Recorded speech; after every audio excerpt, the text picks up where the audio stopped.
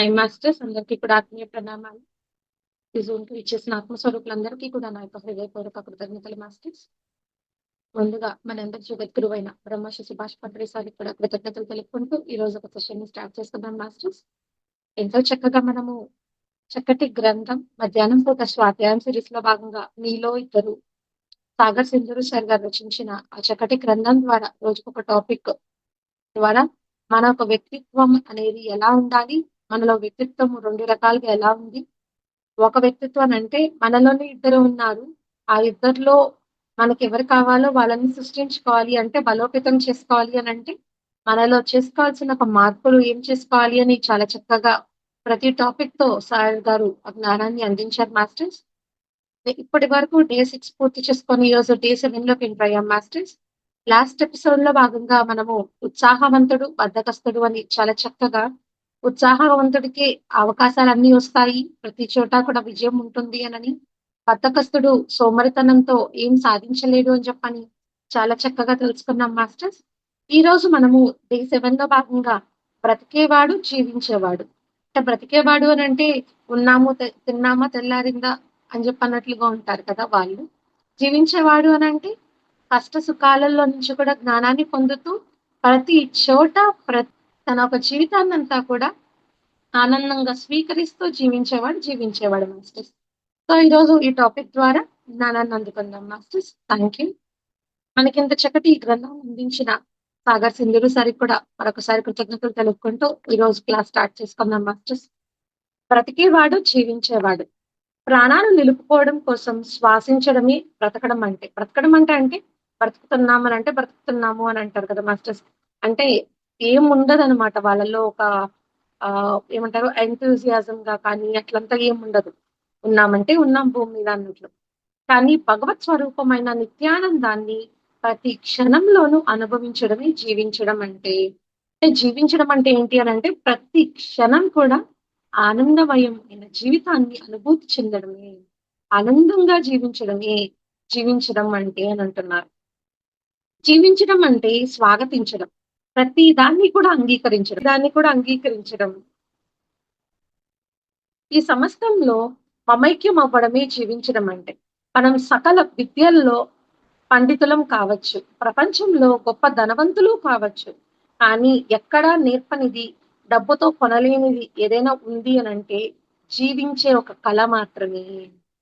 అంటే చూడండి ఎంత బాగా చెప్పారో. డబ్బుండొచ్చు మీ దగ్గర, పేరు ప్రఖ్యాతలుండొచ్చు, జ్ఞానం ఉండొచ్చు. కానీ జీవించే ఒక కళ అనేది అందరికీ ఉండదు.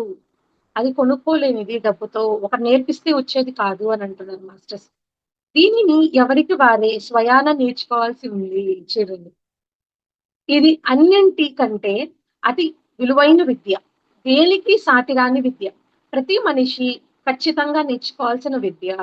అంటే ఇది ఎవరి ద్వారా నేర్చుకునేది కాదు. స్వయం ప్రకాశం చేత మనకు జ్ఞాన భండారం అనేది తెలుసుకొని దాన్ని ఆచరిస్తూ చక్కగా ఎలా ఉండాలి, ఆనందమయమైన జీవితాన్ని ఎలా గడపాలి అని ఆ ఒక ఆచరణతో మాత్రమే మనల్ని మనం ఉద్ధరించుకోగలిగే ఏకైక మార్గమే జీవించే కళ. అది ఎవరు నేర్పించేది కాదు. మనకు మనం తెలుసుకోవాల్సింది. ఈ జీవించే కళ గాని ఉంది అనంటే అసలు అంటే చాలా గొప్పనైన కళంట మాస్టర్స్ ఇది. దేనికి సాటిరాని విద్య. ప్రతి మనిషి ఖచ్చితంగా నేర్చుకోవాల్సిన విద్య. అందరూ నేర్చుకోవాలంట మాస్టర్స్. మనం అన్నీ మన నియంత్రణలోనే ఉండాలనుకుంటాం. ధనం, ఆరోగ్యం, మనశ్శాంతి, కీర్తి, ఆయుష్షు ఇలా ప్రతీదీ మనకు లాభసాటిగానే, అనుకూలంగానే ఉండాలని తప్పించిపోతాం. అంతే కదా మాస్టర్స్. ఎవరైనా కూడా భూమి మీద ఒక మానవుడిగా ఉన్నాము అనంటే మనకు కావాల్సిందేంటి? ధనం అనే ఇంధనం. అంటే బ్రతకాలి, రోజు అసలు ఇక్కడ ఉండాలి, ఏం చేయాలన్నా కూడా కావాల్సింది డబ్బు. అసలు శరీరం అనేది బాగుంటేనే కదా మాస్టర్స్. అప్పుడు ఆరోగ్యం. అలానే మనశ్శాంతి. మనశ్శాంతి లేకుండా ఏమున్నా కూడా పోదు. అంటే ఇవంతా కూడా ప్రతీదీ కూడా అవసరమే అని అంటున్నారు.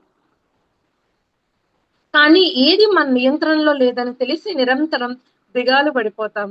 అంటే ఇవంతా నియంత్రించుకోవాలి, ఇదంతా మనకు కావాలి అని చెప్పననేసి మనకి అనుకూలంగా ఉండాలని చెప్పని తప్పించిపోతాము.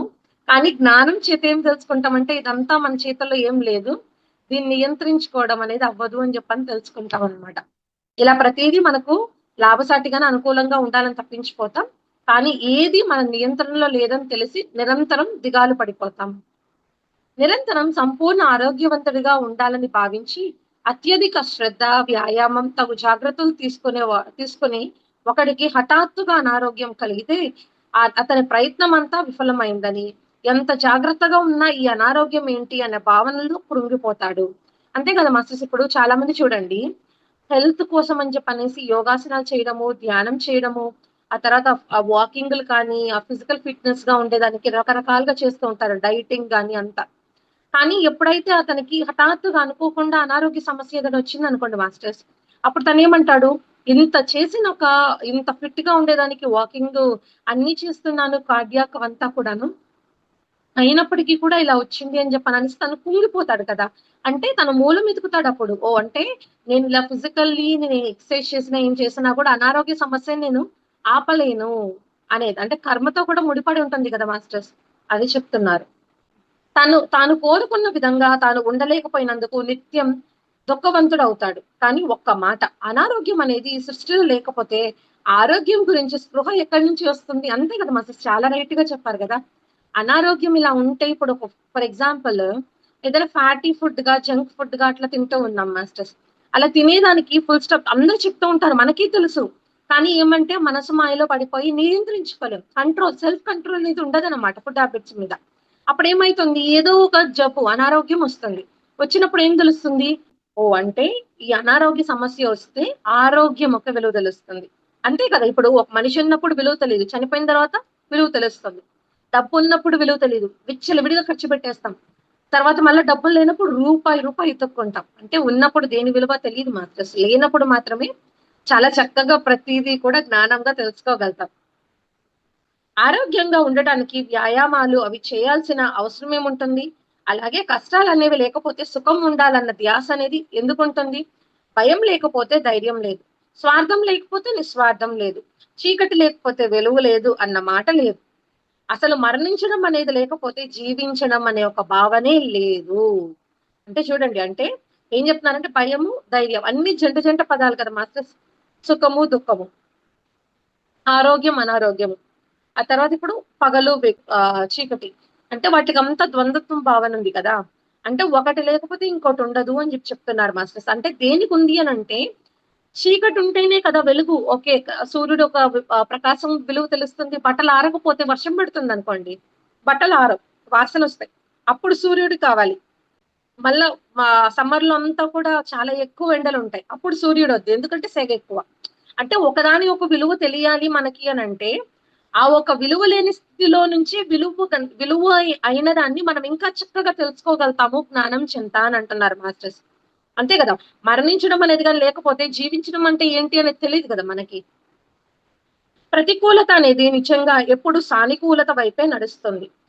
కష్టం అనేది నిత్యం సంతోషం వైపుకే పరిగెడుతుంది. మంచి చెడులు అనేవి నిజానికి మన జీవితంలో ఖచ్చితంగా అనుభవించవలసిన 2 పార్ట్‌లు. అంటే ఏం చెప్తున్నారంటే మాస్టర్స్, సుఖము అంటే ఒకదాని వెనకాల ఒకటి ఇందాక చెప్పినట్లుగా కష్ట సుఖాలు కానీ, సత్యం, అసత్యం కానీ ఇట్లా జంటవంతా కూడా ఒకదానితో ఒకటి ముడిపడి ఉంటుంది అని అంటున్నారు. మనకు ఏమి ఇవ్వబడుతోందో అదే మనం జీవన గతిని నిర్ణయిస్తుందనేది సత్యం. మనకివ్వబడిన దేన్నైనా కూడా స్వాగతించడం, అంగీకరించడం తోటే మనం జీవించడం అనే పదానికి అర్థం తెలుసుకోగలం. అంటే అదే మాస్టర్స్. అంటే ముందు అసలు మనం మామూలుగా ఏం చేయాలి అనంటే, మనకి ఉన్న దాంట్లో ఏదైతే ఉందో దానికి సంతృప్తికరంగా, ఆనందమయంగా, అంగీకరణ భావనతో స్వీకరించాలి. ముందు దాన్ని స్వీకరిస్తే తర్వాత వచ్చేదానికి మనం స్వాగతించాలి. అంటే ఇది ముందుండేదాన్ని అంగీకరించాలి. తర్వాత ఏదైతే వస్తుందో దాన్ని స్వాగతించాలి. పూర్తి ఇష్టతో స్వాగతించాలి మాస్టర్స్. లోపల వేరే అభిప్రాయం అంతా పెట్టుకొని అంటే అయ్యో! నాకది డబ్బు రాలేదే అట్లా అంతా ఏమొద్దు. ఒకసారి వచ్చి ఉండేదానికి ఏదైతే ఉందో మనకి థాంక్స్ చెప్పుకోండి. ఇలాగ వచ్చిన తర్వాత థాంక్స్ చెప్పండి. అంటే ఉండేదానికి థాంక్స్, వచ్చేదానికి కూడా స్వాగతించి కృతజ్ఞతలు తెలుపుకోవాలి అని అంటున్నారు. మనం అంగీకరించినా, అంగీకరించకపోయినా ఈ సృష్టి సదా సమతౌల్యతను పాటించడం ద్వారానే నడుస్తుంది. మంచి ఎంత ఉంటుందో చెడు కూడా అంతే ఉంటుంది. ఏది తగ్గినా రెండవ రెండవది ప్రభావితం అవుతుంది.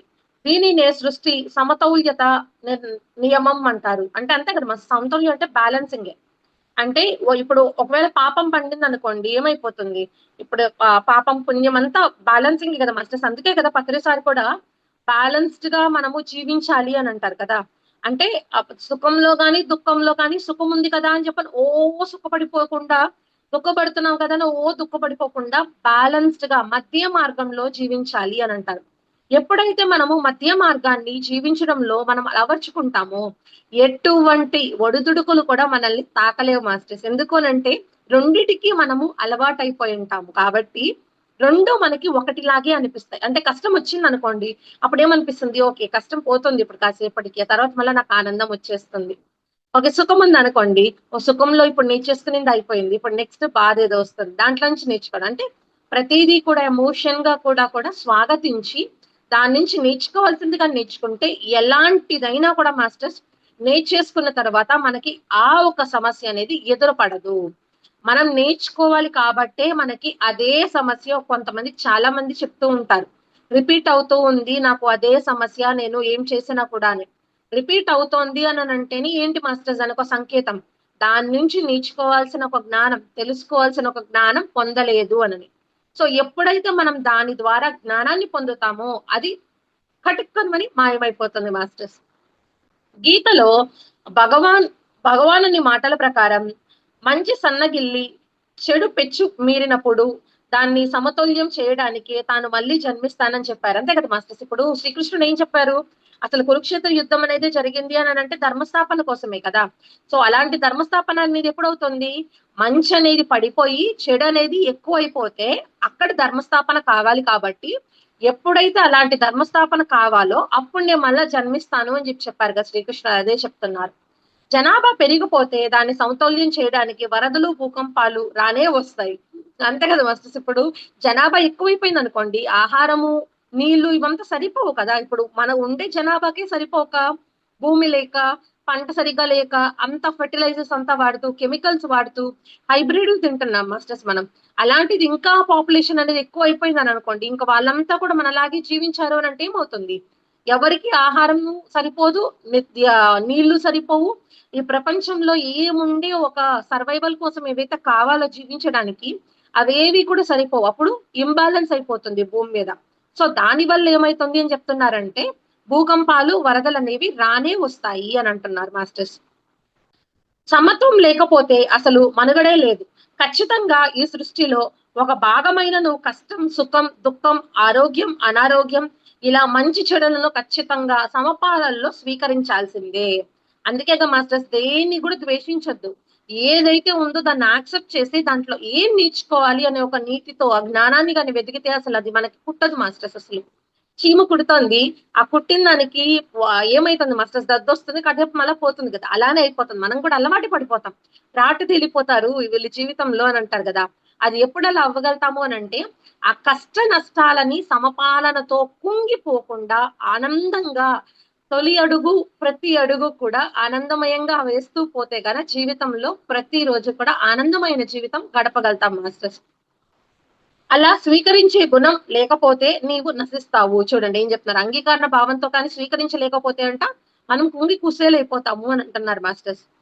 మన జీవితం అనే లోలకం నిరంతరం ముందు వెనుకకి ఊగుతూనే ఉంటుంది. అంటే ఒక ఉయ్యాలలాగా ఊగుతుంది. అంతే కదా మాస్టర్స్. ఇప్పుడు చూడండి ఎవరో ఒక మాస్టర్ దగ్గరికి వెళ్ళి నాకేదైనా ఒక మంచి సేయింగ్ లాగా అట్లా చెప్పు.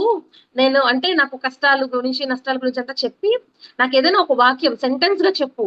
దానివల్ల ఏమైపోవాలంటే నేనెప్పుడు ఆనందంగా ఉండేటట్టుగా అనంటే, ఏ కష్టము, ఏ క్షణము ఇప్పుడు ఏదైతే ఉందో ఈ క్షణం అనేది గతించిపోతుంది అని చెప్పని చెప్తారు. అంటే ఏది శాశ్వతంగా ఉండదు నీతో అన్నట్లుగా చెప్తారు. అది ఆయన పేపర్‌లో అక్కడ రాసి ఆ గోడ మీద అంటించుకున్నప్పుడు ఏమైతుందనంటే ఎప్పుడైతే కష్టం వచ్చిందనుకోండి, అది మళ్ళా చదువుతాడనమాట. ఓహ్! ఇది అశాశ్వతము, ఇది శాశ్వతమైనది కాదు. ఇది కాసేపటికి పోతుంది. మాయమైపోతుంది అని. అంతే ప్రతిసారి కూడా అట్లా అనుకున్నప్పుడు ఏమవుతుందంటే చిన్నదైపోతుంది. కష్టం అనేది ఉందండి. అది పోలేదు. కానీ దాన్ని మనం అంగీకరించేసేసి కష్టంగా మనం తీసుకోలేదు. అంటే మార్పనేది మనలో వచ్చింది మాస్టర్స్ అక్కడ. మొదట ఈ సత్యాన్ని మనం నిష్కరంగా అంగీకరించాలి. అంటే మనం అంగీకరించాలంట మాస్టర్స్. జీవించడానికి ఈ సమతౌల్యత నియమాన్ని సంబంధం ఏమిటి? అనే సందేహం మీకు రావచ్చు. ఖచ్చితంగా ఈ సమతౌల్యతను స్వాగతించడంలోనే జీవితం ఉంది. అంటే అసలు జీవించడానికి తర్వాత ఈ బ్యాలెన్సింగ్ అంతా కూడా అసలు ఏం సంబంధం ఉంది అని అనుకుంటున్నారా? సో, అసలు మామూలుగా ఈ బ్యాలెన్సింగ్ అనేది ఉంటేనే మనం జీవించడం అవుతుంది అని అంటున్నారు మాస్టర్స్. నీకు సుఖాలు ఎంత ఖచ్చితంగా ఉంటాయో, కష్టాలు కూడా అంతే ఖచ్చితంగా వస్తాయి. మొదట దీనిని నువ్వు అంగీకరించాలి. అంటే కష్టం ఉంటే నష్టం ఉంటుంది. నష్టం ఉంటే ఇంకొక ఆనందం ఉంటుంది. ఆనందం ఉంటే దుఃఖం ఉంటుంది. ఇలా ఒక రొటేషన్ అన్నమాట. ఎప్పుడు ఏంటి అనంటే మనకి సర్కిల్‌లాగా తిరుగుతూ ఉంటాం. అంటే దేంట్లో నుంచి ఏ జ్ఞానం నేర్చుకోవాలి అనే ఒక అనుభూతి కోసం మాస్టర్స్ ఇదంతా కూడా. ఇది వరకు మనకు తెలిసిందేమిటంటే సుఖంగా ఉన్నప్పుడు మనం హాయిగా ఉంటాం. ఎవరైనా అంతే కదా మాస్టర్స్ ఇప్పుడు సుఖంగా ఇప్పుడు తినేసి పడుకోవడం అంటే ఎంత ఆనందంగా ఉంటుంది. ఎవరైనా చేసి పెట్టేవాళ్ళంటే ఇంకా మహా ఆనందంగా ఉంటుంది కదా! ఇక్కడ మనం క్రొత్తగా నేర్చుకోవాల్సింది ఏమిటంటే, మన జీవితపు లోలకం సుఖాల వైపుకు వెళ్ళినప్పుడు హాయిని, ఆనందాన్ని అనుభవించాలి. సుఖం అనంటే ఏంటి మాస్టర్స్ అంటే హ్యాపీగా ఎంజాయ్ చేయడమే కదా! బ్లిస్‌ఫుల్ మూమెంట్స్ అంతా కూడా. అది అంటే ఎప్పుడైతే మనం సుఖంగా ఉంటామో దాన్ని అంగీకరించి హృదయపూర్వకంగా అనుభవించాలి అని అంటున్నారు. ఆ సంతోషాన్ని కూడా. తర్వాత కష్టం వైపుకు వెళ్ళినప్పుడు వాటిని తట్టుకోగలిగే శక్తిని, ధీరతను సంపాదించుకోవాలి. అంటే ఏం చెప్తున్నారంటే మళ్ళా ఇప్పుడు సుఖమైపోయింది. సుఖమైపోయిన తర్వాత దుఃఖమొచ్చిందనుకోండి. అప్పుడేమంటున్నారు? మనము దాన్ని తట్టుకోగలిగే శక్తి ఇప్పుడు సుఖానికి ఎవరైనా హెల్ప్ అడుగుతున్నామా? హాయిగా ప్రశాంతంగా సినిమాలకెళ్తాం, షికారులెళ్తాం అన్నీ చేస్తున్నాం కదా! అంత సుఖమైన జీవితమే కదా మాస్టర్స్. అదే ఏదైనా దుఃఖమొస్తే నలుగురిని ఎందుకు పొయ్యి మనము అడుగుతున్నాం సలహాగా? నలుగురితో ఎందుకు షేర్ చేసుకుంటున్నాం? ఇప్పుడు సుఖాన్ని ఎలా అయితే అంగీకరించామో, దుఃఖాన్ని కూడా అలానే అంగీకరిస్తే అయిపోతుంది కదా! మళ్ళా వాళ్ళ సానుభూతులు, వీళ్ళ సానుభూతులు, వీళ్ళతో చర్చా వేదిక, వాళ్ళతో చర్చా వేదిక అంతా అవసరం లేదు కదా మాస్టర్స్. కష్టాలను ఎదుర్కోవడం అంటే మరేదో కాదు. వాటిని తట్టుకోగలిగే సామర్థ్యం ఉండగలగటమే. నీకు తలనొప్పి వస్తుంది. అది నీ అప్పుడు నీవు అడవిలో ఉన్నావు. ఎటువంటి వైద్య సదుపాయము లేదు. అప్పుడు నీ తలనొప్పి తలుచుకొని బోరున ఏడుస్తావు. భరించలేకపోతావు. ఇదే కష్టమంటే, కష్టపడ్డం అంటే. అంటే ఏం చెప్తున్నారంటే ఉదాహరణకి ఒకవేళ మనం ఎక్కడికైనా దూర ప్రాంతంకెళ్ళాం, అడవికెళ్ళాము అని అందాం. ఈ బుక్కులో రాసినట్లుగా అడవికెళ్తే అక్కడ గాని తలనొప్పొచ్చింది అనంటే, అక్కడసలు వైద్య సదుపాయం ఉండదు కదా మాస్టర్స్. అప్పుడు ఆ తలనొప్పికి ఏం చేస్తాము? అలవాటయిపోయి ఉంటుంది కదా! ఇక్కడికొచ్చి ఏదో డాక్టర్ దగ్గరికి వెళ్ళడమో, మెడిసిన్ ఏసుకోవడమో, లేకపోతే ఇంకేదో ప్రయోగం చేస్తాం. టీ తాగితే తగ్గుతుందని కొంతమందికి, కాఫీ తాగితే కొంతమందికి తగ్గుతుందని, లేకపోతే కొంతమందికి నిద్రపోతే ఇప్పుడు కొంతమందికేంటంటే ధ్యానం చేస్తే తగ్గుతుందని. నాకు ధ్యానం చేస్తే తగ్గిపోయేదండి అంతకుముందు. ఆ తర్వాత నుంచి ఇప్పటికస్సలు రాలేదు. అంటే అలా రకరకాలు అంటే వాళ్ళ ఒక నమ్మకం బట్టి అని చెప్పాలి మాస్టర్స్. ఆ నమ్మకం బట్టి ఏదైతే ఉంటుందో దాన్ని తీసుకొని చేసినప్పుడే గూడా అవుతుంది గదా! సో, అలాగ అడవిలో ఉన్నప్పుడు అక్కడ వైద్య సదుపాయం ఉండదు. లేనప్పుడు అక్కడ గాని తలనొప్పొస్తే ఏమైపోతుంది? కుంగి కుసించిపోయి బోరున విడిపిస్తామంట మాస్టర్స్. ఇదే కష్టపడ్డం అంటే అని అంటున్నారు. కానీ అదే సమయంలో నీ తలనొప్పిని నీవు తట్టుకోవడానికి ప్రయత్నించు. దానిని లక్ష్యపెట్టకుండా ఉండగలిగితే అంటే లెక్క పెట్టకుండా గానుంటే అంటే దాన్ని పట్టించుకోకుండా గానుంటే, కష్టాలను జయించడం అని అంటారు. మంచి చెడుల 2 ఫలితాలు ఒకటిగానే ఉంటాయి. సానుకూలంగానే ఉంటాయి. నీవు ఇంతవరకు అపర కుబేరుల్లాగా బ్రతికావు. సకల సౌకర్యాలు, సుఖాలతో నిత్యం పండుగలాగా గడిపావు. కానీ నీకు నా కష్టమొచ్చింది. చిల్లి గవ్వ లేకుండా పోగొట్టుకున్నావు. ఇలాంటప్పుడు నువ్వు ఆనందంగా ఉండగలిగితే అదే జీవించడం. ఇందాక అడిగారు కదా మాస్టర్స్ ఇప్పుడు ఇందాక ఒక ప్రశ్నగా అడిగారు కదా బుక్‌లో. అసలు బ్యాలెన్సింగ్ అంటే సమతుల్యతకును, తర్వాత జీవించడానికి గల సంబంధం ఏంటి అనంటే ఏం చెప్తున్నారు? ఏది ఉన్నా లేకపోయినా కూడా ఆనందంగా జీవిస్తే అదే జీవించడం అని అంటున్నారు. అలాగే ఇక్కడ కూడా తలనొప్పొచ్చినప్పుడు దాన్ని అంగీకరించి దాన్ని కానీ మనము అడాప్ట్ చేసుకోగలిగితే ఓకే. నొప్పిలా ఉంటుంది. ఓకే. కాసేపటికి పోతుందని వదిలేసామనుకోండి. అప్పుడు అది పోతుంది. లేకపోతే ఇంకొక మార్గం ఏదో దొరుకుతుంది మనకి. దాన్నే పట్టుకొని గాని ఉన్నాము అనంటే ఇంకా ఎక్కువైపోతుంది గదా! తలనొప్పి. అలానే అంటే 2 మంచి చెడులనేవి 2 కూడా ఫలితాలనేవి ఒకటిగానే ఉంటుందంట. 2 కూడా సానుకూలంగానే ఉంటాయి అని అంటున్నారు మాస్టర్స్. అంటే ఒకప్పుడు డబ్బులున్నప్పుడు కానీ ఏదైనా కొనుక్కోవాలి అనంటే ఎంత ఇష్టంగా ఖర్చు పెడతాం మాస్టర్స్. అలానే డబ్బులు లేనప్పుడు కూడా ఆనందంగానే ఉండాలి. ఉన్నప్పుడు ఆనందంగా ఉన్నావు, లేనప్పుడు కూడా ఆనందంగానే ఉండు.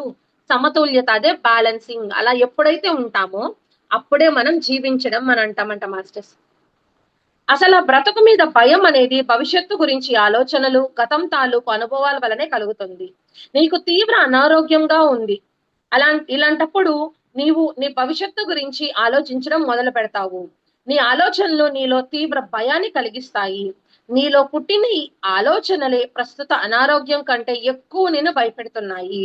అంటే ఏం చెప్తున్నారంటే మాస్టర్స్, ఒకవేళ గాని అనారోగ్య సమస్య వచ్చిందనుకోండి, అప్పుడేమైపోతుంది? మనకంతా తలకిందులైపోతుంది జీవితం. అయ్యో! నాకిట్లా లేదే, నా కొడుకు చూసుకుంటుందా? ఇంకా ఆస్తిపాస్తులు ఎట్లా ఎవరికివ్వాలి? నా కొడుకు చూసుకుంటుందా? వచ్చిన కోడలు చూసుకుంటుందా? నా కూతురు చూసుకుంటుందా? ఇంకిప్పుడు అదేం చేయాలి? ఇదేం చేయాలి? నా దగ్గర డబ్బులెట్లా? ఇంక మళ్ళా ఇంకేదైనా ఫ్యూచర్‌లో ఇట్లా గాని వచ్చింది అననంటే, అప్పుడు డబ్బుల గురించి ఏం చేయాలి? అప్పుడు ఏదో ఒకటి దాచిపెట్టుకోవాలి అనారోగ్య సమస్యకి అని చెప్పని రకరకాలంటే ఫ్యూచర్ గురించి, భవిష్యత్తు గురించి భయాందోళన అన్నమాట పూర్తిగా. దానివల్ల ఏమైపోతుంది? ఉండే అనారోగ్యం అనేది ఇంకా ఎక్కువైపోతుంది. ఒకవేళ గతంలో నీవు ఎన్నో కష్టాలు పడ్డావు. అలాంటి కష్టాలు ఇక మీదట పడకూడదు అనే భావనతో విపరీతంగా శ్రమిస్తావు. ఆందోళన చెందుతావు.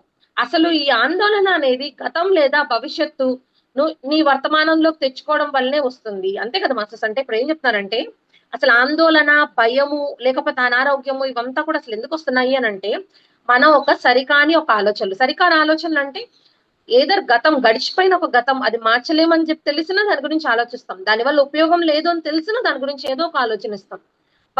భవిష్యత్తనేది ఇప్పుడు వేసే మన ఒక చిరు ప్రయత్నం ఏదైతే ఉందో, చిరు జీవితం ఏదైతే ఉందో, అది గాని గొప్పగా గాని జీవించగలిగితే భవిష్యత్తనేది ఇప్పుడు వేసిన పునాది అనేది అప్పుడు భవనంలాగా మాస్టర్స్.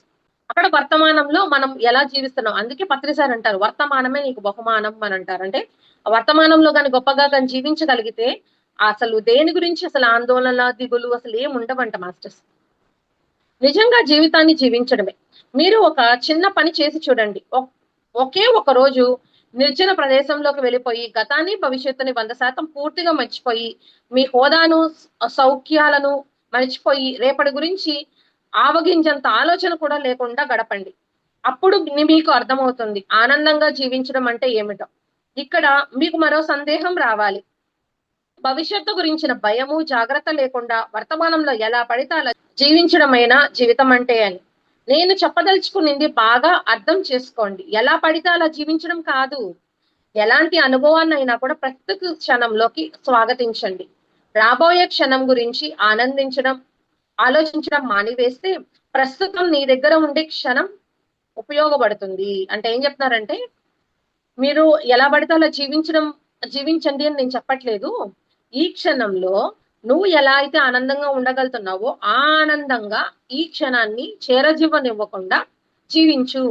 అసలు నిర్జన ప్రదేశం అంటే అసలెవరు లేని ఒక ప్రాంతంలోకెళ్ళిపోయి, మనతో మనం ఉంటూ ఏదైతే మనము ఇప్పుడు ఆలోచనలున్నాయి కదా! గతం తాలూకు కానీ, భవిష్యత్తు తాలూకు కానీ, ఆ 2 రకాల ఆలోచనలు ఆపేసేసి, ప్రశాంతంగా, ఆనందంగా వీటన్నిటికి కూడా అసలు బౌండరీస్ లేకుండా ఆనందంగా ఉంటే అప్పుడు అర్థమైతుందంట మాస్టర్స్ అసలు జీవించడం అంటే ఏంటి? ఆ జీవించడంలో ఎంత ఆనందం ఉంది అనేది అర్థమవుతుందంట. అలా అని చెప్పని నేను అన్నీ మర్చిపోయి ఏది లేకుండా జీవించమని చెప్పట్లేదు. నేను చెప్పేదేంటో బాగా అర్థం చేసుకోండి. ఈ క్షణంలో జీవించండి అని అంటున్నారు. గతం అనేది భవిష్యత్తు గురించి ఆలోచనలు లేకుండా. మరో క్షణం లేదా మరో రోజును గురించిన ఆలోచన, ఆందోళన ప్రస్తుత క్షణాన్ని లేదా రోజుని హత్య చేస్తుంది. అంతే కదా మాస్టర్స్! ఇప్పుడు ఈ క్షణంలో గాని జీవించడం లేకపోతే గతం నుంచైనా ఏదో దాని గురించి ఆలోచించాం. లేకపోతే భవిష్యత్తు గురించి ఏదైనా ఆలోచించాం. అప్పుడు ఈ క్షణంలో మనం జీవిస్తున్నట్లా కాదు కదా! ఈ క్షణం అనేది గడిచిపోతుంది కదా మాస్టర్స్. సో అదే చెప్తున్నారు. అంటే ఈ రోజు లేదా ఈ క్షణం అనేది హత్య చేయబడుతుందంట. అప్పుడు నీకు వర్తమానం మిగలదు. భవిష్యత్తు మిగలదు. అంతే కదా! ఇప్పుడు వర్తమానాన్ని కూడా కోల్పోతున్నాం గదా! గడిచిపోయిన దాని గురించో ఆలోచించో, లేకపోతే భవిష్యత్తు గురించో భయపడిపోయి, ఆందోళనకు గురి అయ్యి, ఈ యొక్క ప్రస్తుత వర్తమానంలో మనం ఆనందంగా జీవించలేకపోతున్నాం. వర్తమానాన్ని పూర్తిగా కోల్పోతున్నాం. ఈ క్షణంలో నీకు ఎదురయ్యే కష్టమైన, సుఖమైన నీకు స్వాగతించగలిగితే సమర్థత కలిగి ఉంటే ఏం చెప్తున్నారంటే, భవిష్యత్తు గురించి అలానే గతం గురించి ఆలోచన, చీకు-చింత లేకుండా ఈ యొక్క స్వా ఏదైనా కూడా కష్టం గాని, నష్టం కానీ ఏదైనా కూడా వచ్చింది అనంటే, ఆ క్షణాన్ని కానీ మనం స్వాగతించి కానీ వర్తమానంలో చక్కగా గాని జీవించగలిగితే దాన్నే జీవితం అంటారు అనంట మాస్టర్స్. నీవు అలా నిర్జన ప్రదేశంలో నిన్న లేక రేపటి గురించి ఆలోచన లేకుండా గడుపుతూ ఉన్న క్షణాల్లో ఎండ వస్తే ఎండని ఆస్వాదించు. చలి వేస్తే చలిని ఆస్వాదించు. నవ్వు వస్తే నవ్వును, అలానే ఏడుపు వస్తే ఏడుపును. ఏది నీకు ఎదురైనా దాన్ని నిజాయితీగా స్వీకరించు. అంటే ఏం చెప్తారంటే మనతో మనం ఉన్నప్పుడు అంటే ఎటువంటి ఆలోచన, భయము, ఆందోళన ఏమీ లేకుండా ఈ క్షణంలో ఉన్నప్పుడు అంటే ఎండగాని ఉంటే ఎండని కానీ, కష్టాన్ని, నష్టాన్ని ఎలాంటి యొక్క భావన మనకు ఎదురైనా కూడా, ఎలాంటి సిట్యుయేషన్ అయినా కూడా పూర్తిగా మనం స్వాగతించి స్వీకరించాలంట మాస్టర్స్. అప్పుడు నీకు మంచి, చెడులు కూడా సానుకూల స్పందనగానే కలుగుతూ ఉంటుంది. ప్రతిస్పందన. అంటే ఏముంటుంది అనంటే అప్పుడు బ్యాలెన్సింగ్‌గా అనిపిస్తుంది అని అంటున్నారు. అంటే ఏ సమస్య వచ్చినా కూడా మనల్ని అంటే ఒక సమస్యలొస్తాయి మాస్టర్స్. అంటే మనం యాక్సెప్ట్ చేసాము అనంటే మనం ఎదురయ్యే సంఘటనలు కానీ, ఆ సన్నివేశాలు కానీ వాటిల్ని పూర్తిగా మనస్ఫూర్తిగా సంతృప్తితో కానీ మనం అంగీకరిస్తే అప్పుడు అవి గడ్డు కాలం అనేది దాటిపోతుంది అని అంటారు కదా! అలా అన్నమాట మాస్టర్స్. ఏది అది ఉండదనమాట. నిలబడిపోయి అట్లే ఉండిపోదు మాస్టర్స్. అదే చెప్తున్నారు. నువ్వు నిద్రపోయేటప్పుడు ఎందుకంత హాయిగా, ప్రశాంతంగా ఉండగలుగుతావు? అసలెందుకు ప్రశాంతంగా ఉండగలుగుతాం మాస్టర్స్? అంటే అప్పుడు నీవు వర్తమానంలో జీవిస్తుంటావు. అంటే చూడండి, నిద్రలోనే ఉంటామంట మాస్టర్స్ వర్తమానంలో. అందుకే అంటారు ధ్యానం అంటే ఒకలాంటి నిద్రలాగే కానీ నిద్ర కాదు. అది నిద్రలో ఏమైతుంది ఎరుకుండదు. అంటే ఆలోచనలొస్తూ ఉంటాయి. నిద్రలో ఆలోచనలనేవి కాకుండా ఆ వర్తమాన క్షణంలో ఉంటామంట మాస్టర్స్. అందుకే అక్కడ ఎనర్జీస్ కూడా వెళ్తూ ఉంటాయి మాస్టర్స్. ఆలోచన లేని స్థితే కదా అప్పుడు. వర్తమానంలో ఉంటే గతం గురించి వెంపర్లాట లేదు, భవిష్యత్తు గురించి వెంపర్లాట లేదు. వర్తమాన స్థితిలో ఉంటామంట మాస్టర్స్ మనం నిద్రలో. మరి నిద్రలో ఉన్నంత ప్రశాంతత మెలకువలో సాధ్యమేనా అంటే సాధనతో అది సాధ్యమే. దీని గురించిన సాధన మీ జీవితంలో నెమ్మదిగా మొదలైతే రాను రాను అది మీ జీవితమంతా వ్యాప్తిస్తుంది. అనుక్షణం మిమ్మల్ని మీరు ప్రశాంతతతో ఉంచుతుంది. జీవించడం అంటే మనం బ్రతికిన ప్రతి నిమిషానికి అమూల్యమైన విలువను ఆపాదించడమే. అంటే మనం అసలు జీవించడం అనంటే ప్రతి క్షణం ఆ మృదుమధురంగా ఆనందమైన ఒక సంతోషమైన వాతావరణాన్ని మనమే సృష్టించుకొని ఆ ఒక ఆనంద అనుభూతులతో కేరింతలు వేసి ప్రతి క్షణం ఆ ఒక ఆ అనుభూతిని ఆస్వాదించడమే అంట మాస్టర్స్. ఎలా మనం అమూల్యమైన క్షణాలను గడపగలమంటే కేవలం ఆ నిమిషంలో బ్రతకడం వల్ల, ఆ క్షణాల్లో పూర్తిగా మమైక్యం అవ్వడం వలన, ఆ క్షణంలో నీ చుట్టూ ఉన్న ప్రకృతిని, ప్రపంచాన్ని ఉన్నదన్నట్టుగా అనుభవించడం వలన, ఒక చిన్న ఉదాహరణలో ఈ విషయాల్ని విపులీకరిస్తాను. మీరు మీ అభిమాన కథానాయకుడు గురించి సినిమాకు మొదటి రోజు మొదట ఆటకే వెళ్లాల్సి వస్తే కృత నిశ్చయంతో వెళ్లారు. సినిమా థియేటర్ బయట పెద్ద మొత్తంలో జనం ఉన్నారు. టికెట్ క్యూ మొత్తం నిండి ఉంది. మీరు అలా ఎలాగో ఆ క్యూలో స్థానం సంపాదించి మెల్లగా నడుస్తూ ఉన్నారు. మీ దాకా వచ్చేసరికి ఓ 15 నిమిషాల సమయం పడుతుంది. సరిగ్గా 15 నిమిషాలు మీ స్థితి ఎలా ఉంటుంది? టికెట్ మీ దాకా వస్తుందా లేదా? ఆ ఆతృత, ఆ కంగారు వెనక నుండి తోసేసే జనం, చిరాకు, అసహనం ఇలాంటివన్నీ కూడా కలగలిసిన స్థితి ఎంత విపరీతంగా ఉంటుంది? మన అందరి అనుభవంలోకి వచ్చే ఉంటుంది. అంతే కదా మాస్టర్స్. ఇప్పుడు ఏం చెప్తున్నారంటే ఏదైనా ఒక సినిమా మనకు నచ్చిన ఒక కథాయక నాయకుడు ఒక సినిమా అంటే హీరోయిన్ నచ్చిన ఒక సినిమా అనేది మనం రిలీజ్ అయినప్పుడు గాని వెళ్ళామనుకోండి మాస్టర్స్ అక్కడ ఏమైతుంది అనంటే ఆ క్యూ లైన్ లో ఉంటాం. ఫస్ట్ రోజే వెళ్తున్నాం అనుకోండి. క్యూ లైన్ అంతా నిండిపోయి ఉంటుంది. ఎక్కడో మనం నిలబడుకో ఉన్నాం. వాళ్ళకంతా టికెట్లు ఇచ్చి వచ్చేదానికి కొంత టైం పడుతుంది అనంటే అప్పుడేమవుతుంది నీరసంగా ఉంటామా? టికెట్ నా దగ్గరకు వస్తుందో లేదో అది ఖచ్చితంగా నేను తెచ్చుకోవాలి. టికెట్ నేను సంపాదించి ఎలాగైనా ఇప్పుడు సినిమా చూడాలి అని ఒక ఆతురత భావంతో ఉంటాం కదా! అలాగా అది చెప్తున్నారనమాట. అంటే మనందరి అనుభవంలోకనేది అది వచ్చే ఉంటుంది. ఆ స్థితి అనేది ఎలా ఉంటుంది? తోసేసే జనాలు, చిరాకు, అసహనం అనేది ఉంటుంది. అది ప్రదర్శిస్తారు. ఇది అందరికీ కూడా అనుభూతే ఉంటుంది అని అంటున్నారు. ఆ 15 నిమిషాల సమయాన్ని మీరు అత్యంత విభిన్నంగా జీవిస్తారు. మీరు క్యూలో నిల్చొని ఎంత గాబరా పడినా, ఎంత ఆతురత పడినా టికెట్ల సంఖ్య అమాంతం పెరిగిపోదు కదా! కానీ ఎందుకు ఆ గాబరా? సరిగ్గా ఇలాంటి పరిస్థితిని మీరు మీ హృదయం నిండా ఆస్వాదించగలిగే చిన్న నేర్పు మీ స్వంతమైతే చాలు. క్యూలో నడిచే ప్రతి క్షణాన్ని ఎటువంటి ఆలోచన లేకుండా, ఆతృత లేకుండా గడపగలిగితే చాలు. మీరు హోటల్‌లోకి వెళ్ళినా ఏదైనా ఆర్డర్ ఇస్తారు. ఆ పదార్థం మీ దగ్గరకొచ్చే అతి కొద్ది సమయంలో మీరు 100 సార్లు వెయిటర్ వంక చూస్తూ, వెతుకుతూ వ్యర్థమైన అసహయాన్ని ప్రదర్శిస్తారు. అంటే ఏం చెప్తున్నారంటే మాస్టర్స్, అసలు ఆ క్యూ లైన్‌లో వెళ్ళినప్పుడు నాకు టికెట్ వస్తుందో లేదో అని భయాందోళనలకు గురి అయిపోవడం ఎందుకు? అక్కడ ఎన్ని టికెట్లున్నాయో మనము ఎక్కువ ఆలోచించడం వల్ల అక్కడ టికెట్లేమి పెరగవు కదా మాస్టర్స్. ఉండేది మనకి ఉంటే గాని వస్తుంది, లేకపోతే లేదు కదా!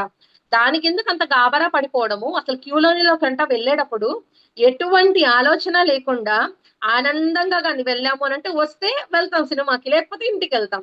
ఆ ఒక్క ఆలోచనతో చూడాలంట. అలా అని ఏం చెప్తున్నారంటే, మనం ఏదైనా హోటల్‌కెళ్ళాము అనంటే, ఏదైనా ఆర్డర్ పెట్టామనంటే అంతే కదా మాస్టర్స్. ఇప్పుడు లేట్ అయిందనుకోండి ఆర్డర్ రావడము, ఆ వెయిటర్‌ని మొహం చూస్తూ ఉంటాం. మనకి ఎవరి దగ్గర నుంచి అయితే ఆ వెయిటర్ వచ్చి ఆర్డర్ తీసుకొనెళ్తాడో, ఆయన వెనక చూస్తూ ఉంటాము. ఆయన చాలా సార్లు పిలిచి "ఏమి ఇంకా రాలేదు, లేట్ అయిపోయిందని" చెప్పని అడుగుతూ ఉంటాం కదా! అక్కడ అసహనం అనేది ప్రదర్శిస్తాం కదా! ఎందుకు అనంటే, ఆ కొన్ని నిమిషాలు మీరు భరించలేరు. అంటే వెయిటింగ్ అనేది మనం యాక్సెప్ట్ చేయలేకపోతున్నామంట మాస్టర్స్. ఎందుకంటే మీరు నిర్ధారించిన విధంగానే మీ ప్లానింగ్ ప్రకారమే అన్నీ జరగాలనుకుంటారు. అంటే ఈ టైం ఒక అరగంట లేకపోతే గంట కేటాయించి ఆ హోటల్‌కి వెళ్లి తినేసేసొచ్చేయాలి. అదయిపోగానే ఇంకో ప్లాన్ ఏదో ఉంటుంది మనకి. అలాగా ప్లానింగ్ వేసేసుకొని జీవిస్తున్నాం కాబట్టి, అక్కడ ఎప్పుడైతే మనం లేట్ అయ్యి అట్లా ఉందో, మనం దాన్ని అంగీకరించలేకపోతున్నాం. ఎందుకంటే లేట్ కదా! దానివల్ల ఇప్పుడు మన ప్లాన్ అంతా కూడా డిస్టర్బ్ అయిపోతుంది కదా! ఇప్పుడు ఒకవేళ సినిమాకెళ్తున్నారనుకోండి హోటల్ నుంచి తర్వాత, అక్కడ ఏమైతుంది మాస్టర్స్, అప్పుడు సినిమాకి ఎక్కడ లేట్ అయిపోతుందో అని చెప్పననేసి, అక్కడ హోటల్ దగ్గర బాగా అసహనంతో ఉంటాం గదా! కోపం ప్రదర్శిస్తాం వెయిటర్ దగ్గర లేట్ అయిపోతే. అలా అంటే ఒకదానికొకటి చైన్ లాగనమాట. అట్లా ప్లానింగ్ అనేది డిస్టర్బ్ అయిపోతుంది. దానివల్ల మనం అలా ఉంటామంట. హోటల్‌లోను, బ్యాంక్‌లోను, రైల్వే స్టేషన్‌లోను గంట సేపు గడపాల్సి వస్తే మనం భరించలేం. అంతే కదా! బ్యాంక్‌లో గూడా అసలు చూడండి కస్సుబుస్సులాడుతూ ఉంటారసలు కస్టమర్స్ కూడా. ఎందుకంటే అలా ఉండటం మనకి ఏమాత్రం అనేది నచ్చదు. ఆ పని తర్వాత ఆ పని త్వరగా పూర్తి అయితే మరో పని మీకోసం ఎదురు చూస్తూ ఉంటుంది అనే తపన. అంటే ఇదయిపోతే వేరే పనేదో ఉంటుంది కదా! దాన్ని చేసేసుకోవచ్చు. దీని గురించి ఎందుకు ఇక్కడ వెయిటింగ్ అని చెప్పనేది అనుకుంటాం మాస్టర్స్. సరిగ్గా అలాంటి పరిస్థితినే మనం నిరంతరం అసంతృప్తికర జీవితానికి కారణమవుతుంది. మనం ఒక్క క్షణం కూడా అసౌకర్యానికి భరించలేకపోతే, మన దుర్భర జీవితానికి హేతుగా ఉంటుంది.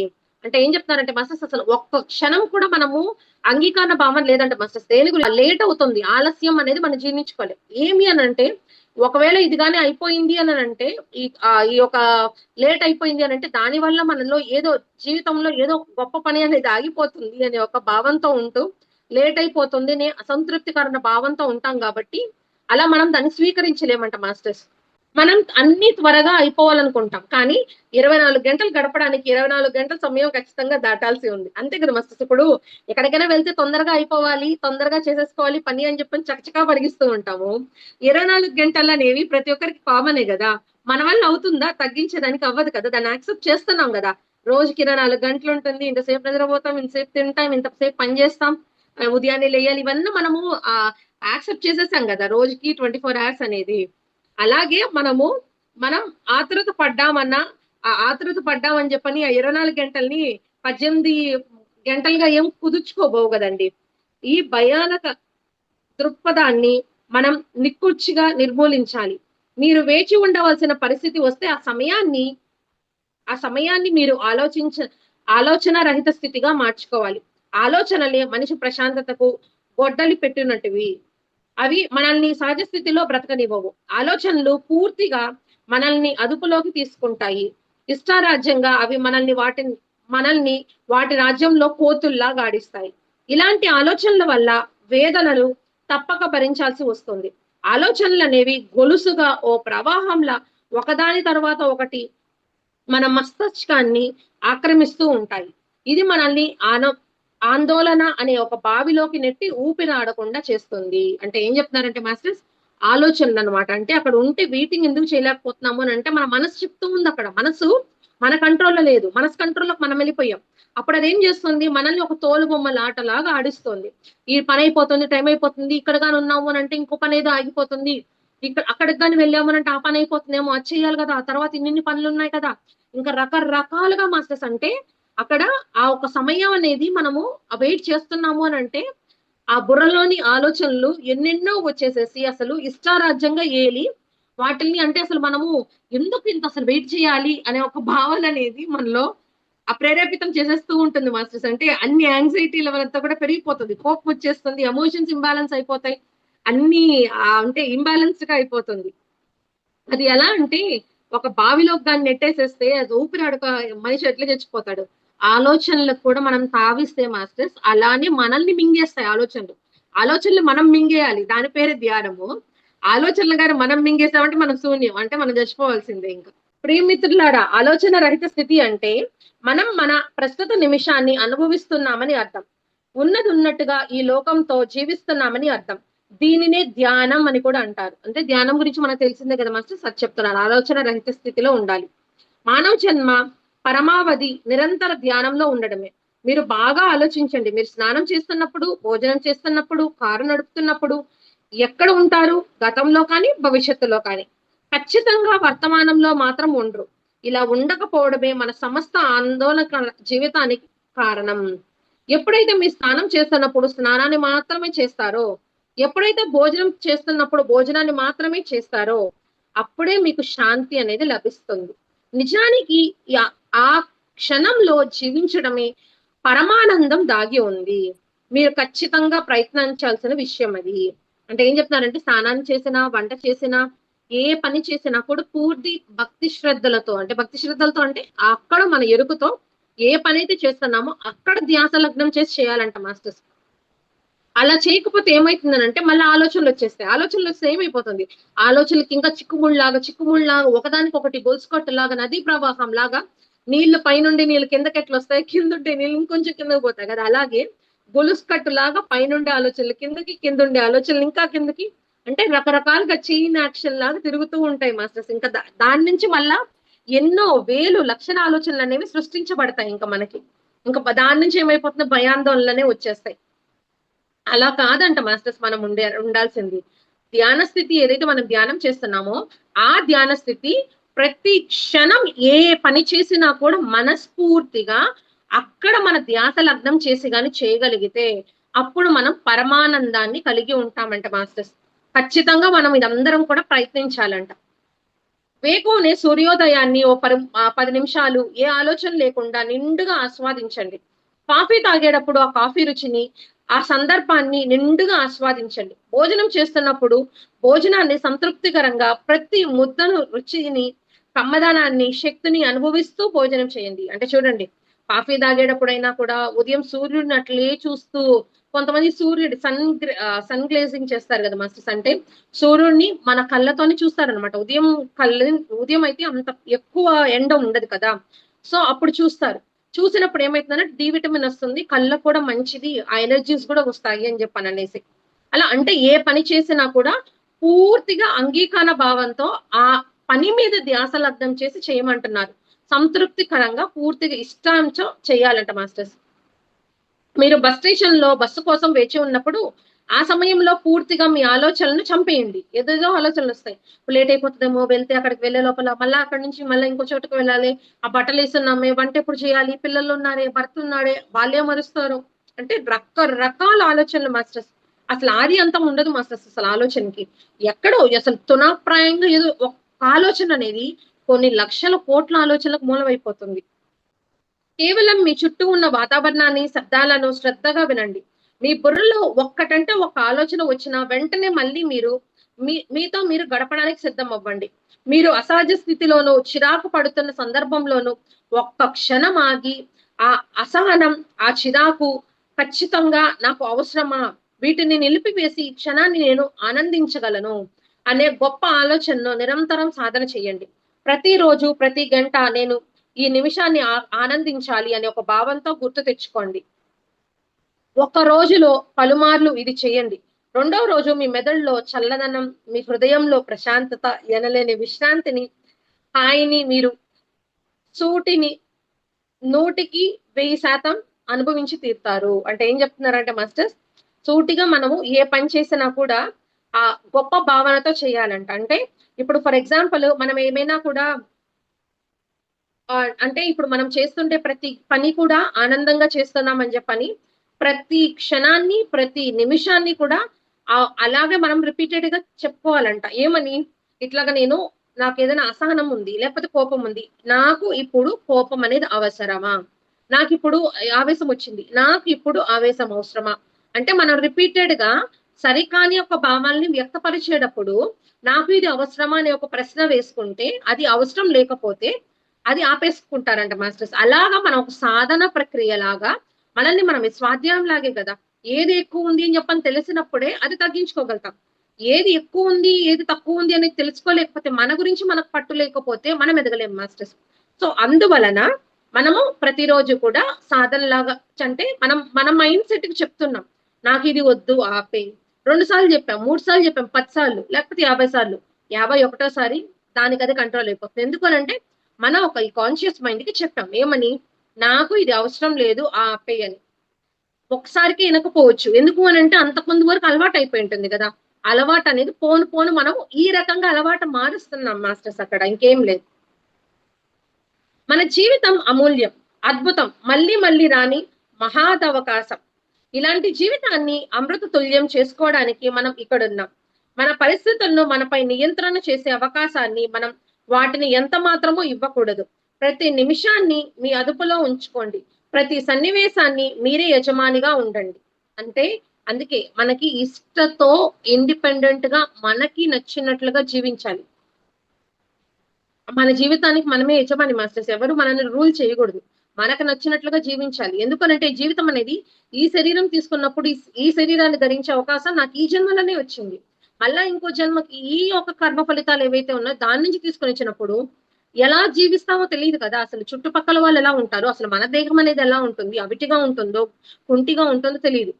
అందుకని ఈ యొక్క జీవితంలో ఈ యొక్క దేహానికి మనము ఎలా అయితే నచ్చుతుందో అలా ఉండడానికి మన జీవితాన్ని మనమే నియంత్రించుకోవాలి. ఒక రాజులాగా పరిపాలించుకోవాలి. ఒక చక్రవర్తి లాగా ఉండాలంట మాస్టర్స్ అది. ఒక యజమానిలాగా. సుఖదుఖాలను మీరు అదుపాజ్ఞలలో ఉండనివ్వండి. మనిషి తన సుఖవంతమైన జీవితం కొరకు కోట్లు వెచ్చించి వస్తువులను, సౌకర్యాలను అమర్చుకున్నా తన గుండెలో చిట్టిక్కెడు ఆనందం నింపుకోవడంలో మాత్రం విఫలమవుతూ ఉన్నాడు. అంటే అవన్నీ ఏది కొనుక్కున్నా కూడా ఆనందమొస్తుంది, ఆనందమొస్తుంది. అంటే ఆనందం అనేది బయటెక్కడో ఏదో కొనుక్కుంటే వస్తుంది. లేకపోతే ఎవరో ఇస్తే వస్తుంది అననే ఒక ఆలోచనలో ఉన్నాడు కాబట్టి, ఆలోచన ధోరణిలో ఏమవుతుంది అక్కడ ఏది కొనుక్కున్నా కానీ, లేకపోతే ఏది చేసినా కూడా అంటే కోట్లు వెచ్చించి ఎలాంటి వస్తువులు కొనుక్కున్నా, ఏమున్నా కూడా ఆనందం అనేది గుండెలలో అంటే అక్కడ మనకి ఆనందం అనేది ఉత్తేజితం అంటే పెరగట్లేదన్నమాట అక్కడ. దీనికి కారణం ఆందోళన. ఈ ఆందోళన మనిషిని ఎక్కడ దిగజార్చుతూ ఉందంటే 10 నిమిషాలు ప్రశాంతత కోసమే మానవుడు విశ్వ ప్రయత్నం చేయాల్సి వస్తుంది. ఆందోళనతో బ్రతకడానిక మనం ఇక్కడున్నాం. మనం ప్రతి నిమిషం ప్రశాంతంగా జీవించడానికి అవకాశం ఏమీ లేదా? ఉంది. ఎప్పుడైతే నీవు ఎప్ ఎప్పుడు కావాలనుకున్నప్పుడు అప్పుడే నీ ఆలోచనలు శూన్యం చేయగలిగితే చాలు. అది. అంటే ఏం చెప్తున్నారంటే మొత్తం ధ్యానమే మాస్టర్స్ ఇక్కడంతా చెప్పేది ఏమంటే, మన ఒక ఆలోచన రహిత స్థితి ఉంది కదా! ఆ ఎరుకతో మనకొచ్చే సరికాని ఆలోచనలైనా, ఎలాంటి ఆలోచనలైనా కూడా అక్కడ ఏ పనైతే చేస్తున్నామో అక్కడ పూర్తి శ్రద్ధతో అక్కడ మనం ధ్యాస లగ్నం చేసి ఆ పనితో ఇష్టంగా గాని చేస్తే, అక్కడ ఆలోచనలకనేది తావు లేకుండా ప్రశాంతమైన జీవితాన్ని గడపగలుగుతామంట మాస్టర్స్. నేను విన్‌స్టన్ చర్చిల్ అన్న మాటని మరొక్కసారి గుర్తు చేస్తున్నాను. నీవు నరకపు దారిలో నడవాల్సి వస్తే నవ్వుతూ ఆగకుండా నడుస్తూనే ఉండు. అంటే నరకానికి గాని వెళ్ళాల్సి వస్తే అది ఖచ్చితంగా నవ్వుతూ అంటే ఏదో అంటారు చూడండి డాక్టర్స్ కూడా అంటారు. నవ్వించడం ఒక రోగం నవ్వకపోతే ఒక రోగము. నవ్వు ఉంటే గాన ఒక భోగము అని అంటారు. రోగాలనేవి ఎప్పుడొస్తాయి అనంటే మొఖం మీద చిరునవ్వు అనేది లేకపోతే మాస్టర్స్. ఎప్పుడు చిరునవ్వుతో ఉండేవాడికి అవతల వాళ్ళకేమవుతుందో తెలుసా మనల్ని చూస్తే, అబ్బో! వీడెప్పుడు నవ్వుతూనే ఉంటే వీడికసలు ఎటువంటి కష్టాలు ఉండవా అని చెప్పని వాడు ఇంకా ఛాలెంజింగ్‌గా తీసుకొని ఇంకా ఆనందంగా ఉంటాడు. మనం ఎప్పుడు దిగులుగా ఉన్నామనుకోండి, మన దుఃఖం మనకే అనారోగ్యం తెచ్చిపెడుతుంది. మన ఒక ముఖ చిత్రంలో చూసి అంటే ఫేస్ రియాక్షన్ చూసి పక్కన వాళ్ళు కూడా ఎప్పుడు వాడు అట్లే పెట్టుకొని ఉంటాడురా మొహము అని అనుకుంటారు కదా! అలాగనమాట. అంటే దాన్ని పూర్తిగా అంగీకరించి జీవించాలి. అలానే అందుకనేసి ఏం చెప్తున్నారు విన్‌స్టన్ చర్చిల్ గారన్నమాట, నరకపు ద్వారంలో కానీ మనం నడవాల్సి వస్తే అక్కడ చిరునవ్వుతో ఆగకుండా నడుస్తూనే ఉండు అని అంటున్నారు. అద్భుతమైన వచనం ఇది. ఎన్నో పెద్ద పెద్ద సమస్యలను మీరు ఇదివరకే దిగ్విజయంగా జయించి ఉన్నారు. సమస్య ఎదురైనప్పుడు ఎంతగానో కలవరపడుతున్నాం. తర్వాత ఎలాగో ఒకలాగా ఆ సమస్య నుండి గట్టెక్కుతాం. అంతే కదా మాస్టర్. సమస్య అనేది శాశ్వతమైంది కాదు గదా! అది ఈ క్షణం ఉంటుంది. ఒక రోజు ఉంటుంది, 2 రోజులు ఉంటుంది, నెల ఉంటుందా? తర్వాత పోతుంది గదా! అదే సమస్య జీవితకాలం ఉందా మాస్టర్స్ ఎవరికైనా? అండ్ ఇంక మళ్ళా అన్నామనంటే భర్తున్నాడు నాకు సమస్య, లేకపోతే భార్య ఉంది, పిల్లలున్నారు. కాదు మాస్టర్స్. అవంతా మన ఒక లైఫ్ డిజైన్‌గా ఎంపిక చేసుకొనొచ్చాం కర్మాధారితంగా. ఏ సమస్య అయినా కూడా మారిపోతుంది కదా. ఇప్పుడు ఇప్పుడు మా హస్బెండే అనుకోండి, ఏదైనా ఒక గొడవ వచ్చింది అనుకోండి, గొడవ వచ్చిన తర్వాత అప్పుడు గొడవ పడతాం, తర్వాత మళ్ళీ మామూలుగా ఆనందంగా ఉంటాం కదా. అలానే ఏంటి అనంటే ఏది కూడా శాశ్వతంగా ఉండదు. మన ప్రాణము ఉండదు, మన లోపల శ్వాస ఉండదు, ఈ శరీరం ఉండదు, బంధువులు బంధుత్వాలు ఏమీ ఉండవు మాస్టర్స్. ఉండేదల్లా ఏంటి అనంటే ఆ మధుర జ్ఞాపకాలతో, ఆ మధుర అనుభవాలతో, ఆ స్మృతులతో తీసుకున్న జ్ఞానం మాత్రమే ఆత్మతో మనం స్వయ విహారం చేస్తాం మాస్టర్స్. ఎన్నో పెద్ద పెద్ద సమస్యలకు మీరు ఇదివరకే దిగ్విజయంగా జయించి ఉన్నారు. సమస్య ఎదురైనప్పుడు ఎంతగానో కలవరపడుతూ ఉన్నాం. ఆ త్వర ఆ తర్వాత ఎలాగోలాగా ఆ సమస్య నుంచి గట్టెక్కుతాం. తర్వాత కొన్నాళ్ళకి ఆ సమస్య గుర్తు తెచ్చుకున్నప్పుడు దీనికోసమా నేనింత కలవరపడ్డాను అని అనుకుంటాం. అంతే కదా మాస్టర్స్ ఇప్పుడు. చాలా మందికి రిగ్రెట్ అనేది ఫీలింగ్ ఉంటుంది కదా.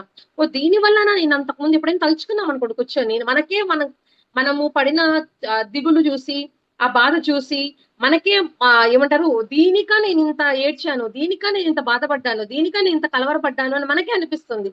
మనమే అయినప్పటికీ అక్కడ గతంలో మనకే అనిపిస్తుంది. మీరు కూడా మీ గతంలో పరిష్కరించిన ఒక పెద్ద సమస్యని ఇప్పుడు గుర్తు తెచ్చుకోండి. ఆ సమయంలో మీరు ఎంతగానో ఆందోళన చెంది ఉంటారు. కానీ ఇప్పుడు ఆ సమస్య తలుచుకొని నవ్వుకుంటారు. అంతే గదా మాస్టర్స్. ఆ సమస్యను చూస్తే ఇప్పుడు నవ్వొస్తుంది. ఎందుకనంటే దాన్ని దాటేసాం గదా. ఇక రాబోయే సమస్యలు కూడా అంతే. కొంతకాలం తర్వాత అవి మీకు చాలా చిన్నవిగా కనిపిస్తాయి.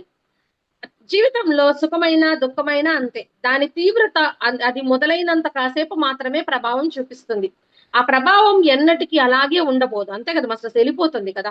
నీవు కొత్త కారు కొంటావు. కొత్త కారును చూసుకొని చాలా సంతోషపడ్డావు.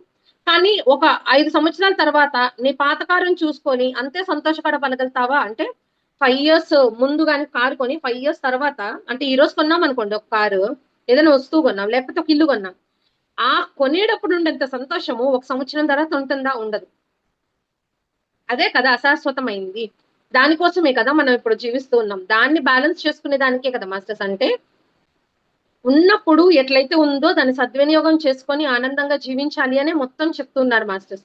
సమస్య తీవ్రత దాని గురించి బాధపడినంత సేపు తీవ్రంగా ఉంటుంది. అంతే గదా. ఇప్పుడు చూడండి, బాగా సైలెంట్‌గా కూర్చొని ఏడుపుగా ఉన్నప్పుడు గాని కూర్చున్నామనుకోండి, అస్సలు బుర్ర పనిచేయదు మాస్టర్స్. ఒకదానికొకటి అసలు ఆ వ్యక్తి గురించి ఏవేవో గుర్తొస్తాయి. ఇంకో వ్యక్తి గురించి ఇంకేవేవో గుర్తొస్తాయి. అంటే రెట్టింపయిపోతుందసలు మన సమస్య. అందులో నుంచి బయటికి వచ్చిన మరుక్షణం అది బలహీనం అయిపోతుంది. మనం ఎన్ని కష్టాలు వచ్చినా, సుఖాలు వచ్చినా ఆనందంగా గడపడానికే ఉన్నాం. మనకు పరమావధి ఆనందమైన జీవితమే. అసలు మనందరికీ కూడా కావాల్సింది, ఇష్టమైనది ఆనందమే. ఆ పరమానందం అనంటే మనతో మనం ఐక్యమయ్యి ఎరుకుతో గాని జీవించగలిగితే, ఎలాంటి ఆలోచనలు లేకుండా, భయానందాలకు గురి అవ్వకుండా, అదే అసలు నిజమైన పరమానందంగా జీవించడం అంట మాస్టర్స్. కష్టాలను గాంభీర్యంతో స్వీకరించాలి. ప్రతికూలతను నవ్వుతో స్వీకరించాలి. ఆహ్వానించండి. అందులో జీవించడానికి ప్రయత్నించండి. దాని రహస్యం తెలుసుకోండి. దాని బలహీనతలను గుర్తించండి. అవే కష్టాలు మళ్ళీ ఎదురైనప్పుడు అవి కష్టాల్లా కనిపించవు. చాలా సాధారణంగా కనిపిస్తాయి. అదే కదా మాస్టర్స్ లెసన్, అంతే కదా. ఇప్పుడు వంట చేసేటప్పుడు ఏదైనా కాలిందనుకోండి. కాలినప్పుడు ఏమైతుంది? అయ్యో! నాకు కాలింది అనంటే, నాకక్కడ కాలింది అనంటే అవ్వదు కదా మాస్టర్స్. అది అవుతుందా? మళ్ళా తిరిగి మామూలయిపోతుందా? లేదు కదా. అంటే కాలింది అనంటే నేను అక్కడ ఎరుకుతో లేను. ఆ చేసే విధానంలో సరిగ్గా లేకుండా ఎలా పడితే అలా వంట చేశానక్కడ. అంటిచ్చేసుకున్నాను కాలింది. లేకపోతే నూనె పడింది. ఓకే. నూననేది ఇలా వంపుకోవాలి. అదే కదా జ్ఞానం. ఎప్పుడైతే ఆ జ్ఞానం అనేది ఆ కష్టాల నుంచి తెలుసుకుంటామో, ఆ కష్టం అనేది మళ్ళా వచ్చినప్పుడు, ఆ ప్రాబ్లమ్ వచ్చినప్పుడు ఇంకోసారి ఒంటి మీద నూనె పోసుకోము. ఇంకోసారి మనం వంట చేసేటప్పుడు కాల్చుకోము. సో, ఆ జ్ఞానం అనేది ఎప్పుడొస్తుంది అనంటే, నూనె పడినప్పుడో, కాలినప్పుడో వస్తుంది మాస్టర్స్. అదే చెప్తున్నారు. కష్టం నుంచి కానీ, నష్టం నుంచి కానీ ఏదైతే మనం జ్ఞానం పొందుతామో, అది మళ్ళా సమస్య ఎదురైనప్పుడు, ఆ కష్టాన్ని, నష్టాన్ని నువ్వు ఫస్ట్ ఎదురుపడ్డావు కదా. ఎదురుపడినప్పుడు జ్ఞానాన్ని తీసుకున్నావు కదా. ఆ జ్ఞానాన్ని ఇక్కడిప్పుడు అప్లై చెయ్యి అని అంటున్నారు. ఒక పెద్దాయన సాయంత్రం అయ్యేసరికి ఒక కథను ఊరి ప్రజలందరికీ వినిపించేవాడు. ఆ కథలోని పాత్రలు పడే కష్టాలు విని జనం వెక్కి వెక్కి ఏడ్చేవాళ్ళు. మొదటి రోజు అందరూ బోరన ఏడ్చారు. రెండో రోజు అదే కథ ఆయన మళ్ళీ జనానికి చెప్తూ, ఈసారి సగం మంది ఏడ్చారు. వారం రోజుల తర్వాత అదే కథను చెప్తే చివరికి ఆ వారమంతా ఆ జాలి కథ విని ఒక్కరు కూడా ఏడవలేదు.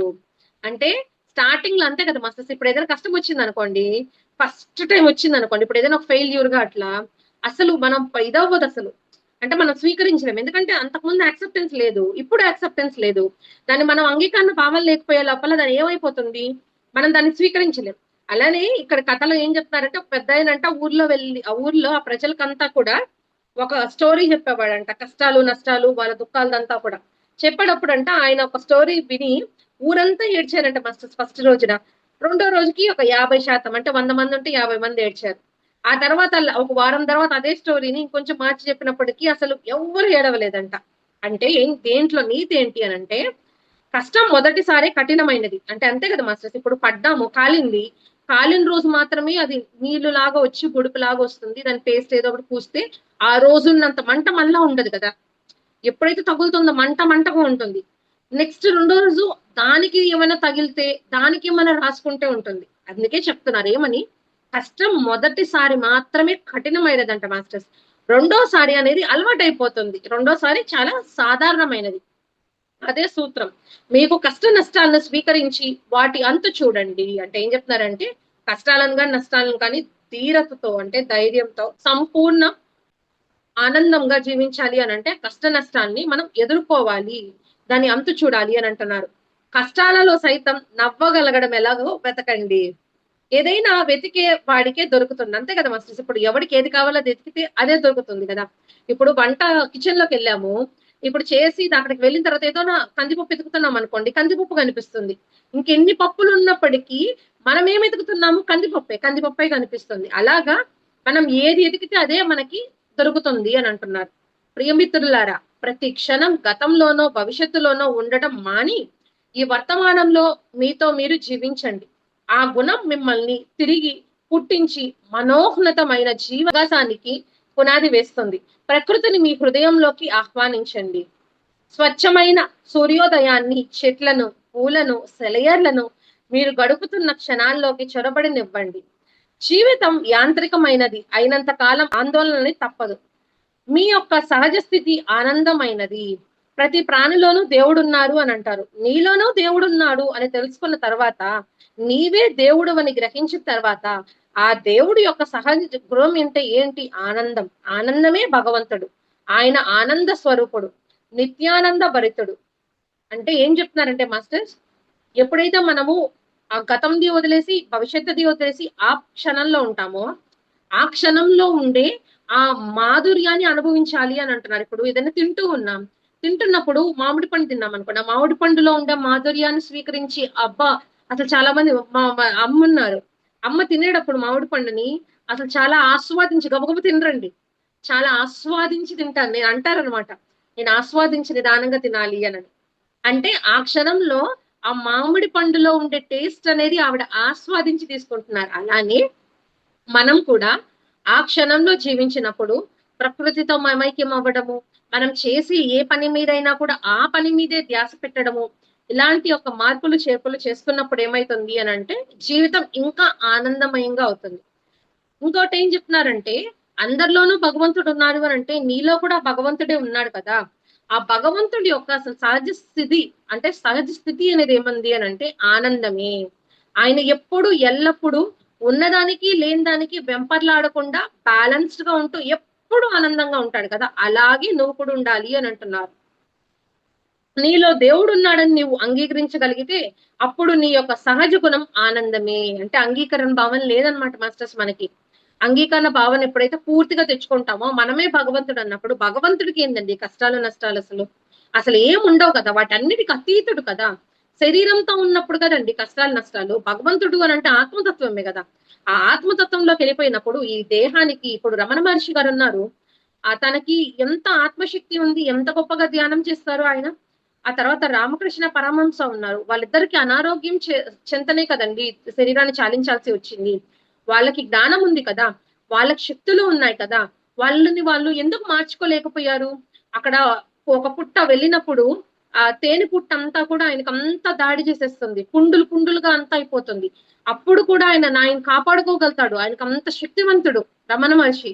కానీ ఏం చేస్తారు అక్కడ, వదిలేస్తాడు. ఓకే, దీనికి ఏదో నేను కర్మ ఉన్నట్లుంది, దీన్ని నేను అనుభవించాలి అని చెప్పని.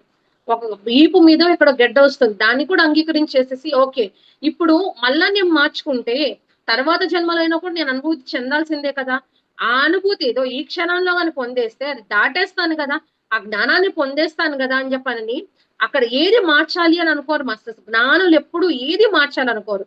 మనం ఏం చెప్తామనంటే ఆకాశిక్ రికార్డులో ఏదైతే డిజైన్ రాసుకొని ఇచ్చామో ఆ శక్తిని కానీ సంపాదించుకుంటే అది మార్చేసుకుందాం.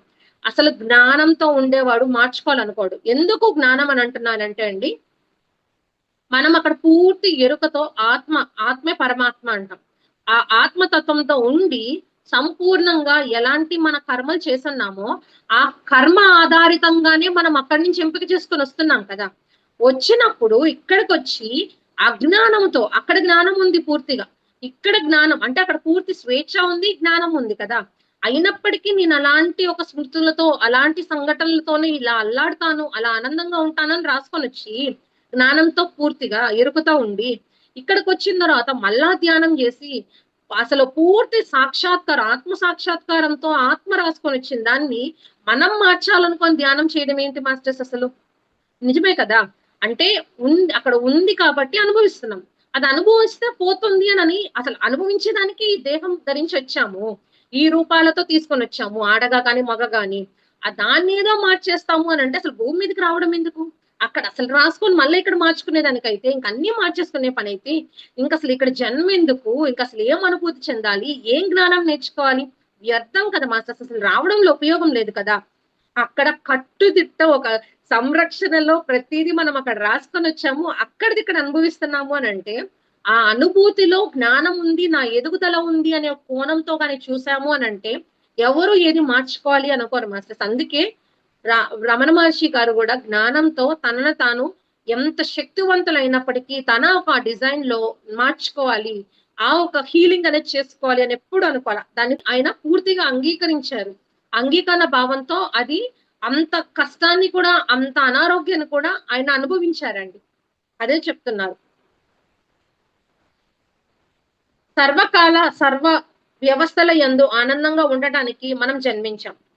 ఎడతెగని వ్యర్థ ఆలోచనలు ఆ ఆనందపు వర్షాన్ని అడ్డుకోనీయకుండా ఆలోచన రహితుడై నీ జీవితాన్ని నిజంగా జీవించు. కొందరంటారు ధ్యానం వలన ప్రశాంతత లభిస్తుంది అని. నిజమే, కానీ ధ్యానం తప్ప మిగిలిన పనిలో కూడా ఎందుకు ప్రశాంతత లభించదు? అంతే కదా మాస్టర్స్, నిజమే కదా. భలే అడిగారు చూడండి ప్రశ్న. ధ్యానం చేస్తే నాకు ఆనందంగా ఉంది, ప్రశాంతంగా ఉంది అని అంటున్నాం కదా. ధ్యానం చేస్తే వచ్చే ప్రశాంతత మిగతా పనులు చేస్తుండేటప్పుడు ధ్యానం కాకుండా ఉన్నప్పుడు ప్రశాంతత ఎందుకు రావట్లేదు అని అంటున్నారు. కళ్ళు మూసుకుంటేనే ఎందుకు వస్తుంది ప్రశాంతత, మిగతా అప్పుడు ఎందుకు లేదు? కానీ ధ్యానం తప్ప మిగిలిన పనుల్లో ఎందుకు ప్రశాంతత అనేది లభించదు? ఎందుకంటే ధ్యానాన్ని మిగిలిన పనులు మీరు వేరు చేసి చూడటం వలన, ధ్యానం అంటే ఒక పనిపై దృష్టిని నిలిపే దానితో మమైక్యం అవ్వడమే, అంతే కదా. ఇప్పుడు శ్వాసానుసంధానంగా మాస్టర్స్ మనం చేస్తున్నాం. శ్వాస మీద ధ్యాస లగ్నం చేసి శ్వాసని తీసుకుంటున్నాం, వదులుతున్నాం, తీసుకుంటున్నాం. ఇక్కడ ఈ శ్వాస ఈ కొన చివరల్లో ఉండే ముక్కు దగ్గర ఈ శ్వాసని మాత్రమే గమనిస్తూ ధ్యానం చేస్తున్నాం. దాని మీద ధ్యాస లగ్నం చేసాం కాబట్టి ప్రశాంతంగా ఉన్నాం, ఎందుకంటే అక్కడ ఆ క్షణంలో ఉన్నాం, ఎరుకలో ఉన్నాం. అలానే ప్రతి పనిలో కూడా అక్కడ ఆ ధ్యాసను అక్కడ లగ్నం చేసి గాని శ్వాసంతో ధ్యాస ఎట్లయితే మనము అక్కడ అనుసంధానం చేసి అక్కడ గమనిస్తూ ఎరుగుతూ ఉన్నామో అలానే ఆ పని మీద ధ్యాస గాని లగ్నం చేస్తే ప్రశాంతత అనేది ఖచ్చితంగా వస్తుంది అని అంటున్నాడు. అలాంటప్పుడు మీరు చేసే ప్రతి పనిలోనూ ధ్యానం ఎందుకు లేదని మీరు భావిస్తారు? చిత్రకారుడు ఏకాగ్రతతో కేవలం తాను చిత్రిస్తున్న బొమ్మ పైనే మనసును నిలిపి చిత్రం వేస్తాడు. ఇది ధ్యానమే. మీరు సంగీతం వింటున్నప్పుడు ఒక్క క్షణం కూడా వేరు ఆలోచనలు లేకుండా కేవలం సంగీతాన్ని మీ మనసుతో వింటారు. అది ధ్యానమే, అంతే కదా మాస్టర్స్. ఏ పని చేసినా కూడా మనము ధ్యాన స్థితిలో ఉండి చేయాలి. రెండు కళ్ళు మూసుకొని శ్వాసను గమనిస్తే మాత్రం ప్రశాంతత వస్తుంది. ఆ తర్వాత అంటే ఆలోచన లేకుండా అప్పుడు మాత్రమే ఉన్నాము ఆ కాసేపు అని అంటే ఉపయోగం లేదు మాస్టర్స్. సాధన ఏంటి అని అంటే అలవాటు అయ్యేంత వరకు. అది ఎలా అలవాటు అయిపోవాలంటే 24 hours అలాగే ఎరుకుతో ఉంటూ, అంటే ఆ ఆలోచనల రహిత స్థితిలో ఉంటూ ఆనందంగా జీవించగలగాలి మాస్టర్స్. అది ధ్యానం. మీరు రాస్తున్నప్పుడు, తింటున్నప్పుడు, నడుస్తున్నప్పుడు, ఇలా ఏ పని చేస్తున్నప్పుడు కూడా కేవలం వేరే ఏ ఆలోచనలు లేకుండా కేవలం ఆ ఒక్క పని పైనే మీరు సర్వశక్తిని ఏకాగ్రం చేయగలిగితే అది తప్పకుండా ధ్యానమే అవుతుంది. ఇది కళ్ళు మూసుకొని చేసే ధ్యానానికి ఏ విధంగానూ భిన్నం కాదు. కళ్ళు మూసుకొని చేసేది, కళ్ళు తెరుచుకొని చేసేది కాదు మాస్టర్స్ ఇక్కడ ముందు. ఏం చెప్తున్నారంటే ఇక్కడ ఒత్తిడిగా చేసి చాలా చక్కగా చెప్పారు చూడండి. అసలు ఈరోజు క్లాస్ చాలా బాగుంది ఈ బుక్. ఏం చెప్తున్నారంటే కళ్ళు మూసుకొని కాసేపు చేసేది ధ్యానం అనుకొని అక్కడ మాత్రమే ఆలోచన రహిత స్థితిలో ఉండి తర్వాత అంతా ఆలోచిస్తూ ఉంటే వ్యర్థము. కళ్ళు మూసుకొని చేసినా కళ్ళు తెచ్చుకొని చేసినా అది ధ్యానమే.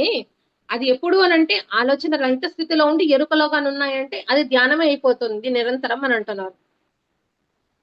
చివరికి మీరు గోళ్లు కత్తిరించుకునేటప్పుడు కూడా కేవలం ఆ పనిని మాత్రమే శ్రద్ధగా చేయగలిగితే అది ధ్యానమే అవుతుంది.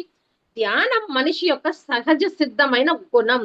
అంటే మనకు సహజ సిద్ధమైన గుణం అంటే మాస్టర్స్ అది ఒక క్రియలాగా చెప్పట్లేదు.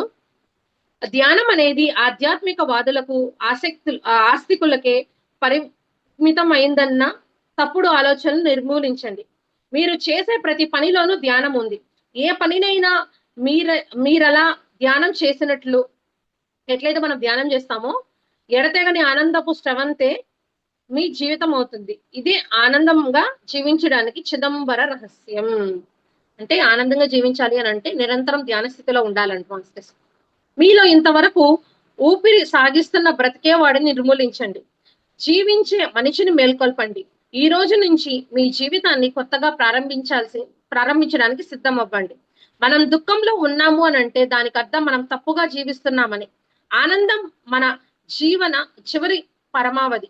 అంటే అసలు మనం ఎప్పుడు నిరంతరం అసలు ఆనందంగా ఉండడానికి వచ్చాం మాస్టర్స్ ఇక్కడ భూమి మీదకి. అంటే అది సాధించి మోక్ష మార్గాన్ని సిద్ధించుకోవాలనేసి వచ్చాం.